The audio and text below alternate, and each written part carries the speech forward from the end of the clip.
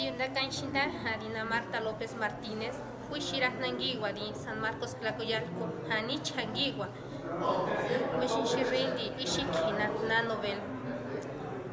Hola a todos, mi nombre es Marta López Martínez, originaria de la comunidad indígena de San Marcos Tlacoyalco, hablante materna de la lengua Nguigua. Soy ganadora del segundo lugar de una novela gráfica llamada Tenusa Pijinda, a donde se fue el agua, de la convocatoria 2021 de cómic, historietas y novelas gráficas de lenguas nacionales. El día de hoy nos encontramos aquí, sede Puebla, porque nuestro estado tuvo los 3 primeros lugares y es por eso que somos sede. Me siento muy gustosa de estar aquí, ya que fui la única mujer ganadora en este día y es algo muy bonito porque se dio a conocer y se está dando a conocer mi lengua.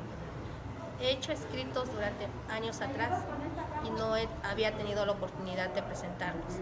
El día de hoy se ha reconocido, se está reconociendo la lengua, nuestros escritos, y nuestra lengua nunca debe de morir.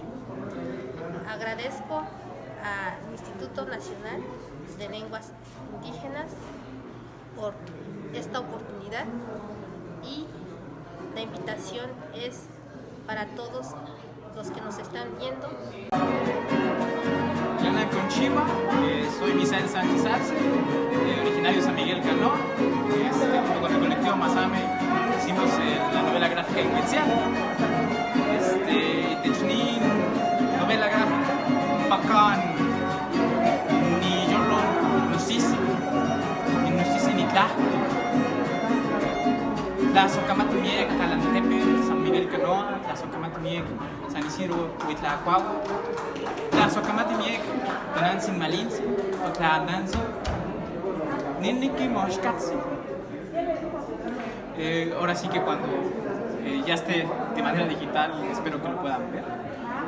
No solo los míos, sino de todos los demás pueblos que han participado.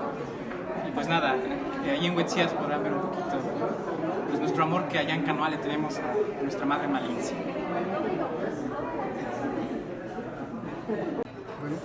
Bueno, me llamo Sergio Silfido Nieto Fuentes, mi seudónimo es Carrizo Trueno.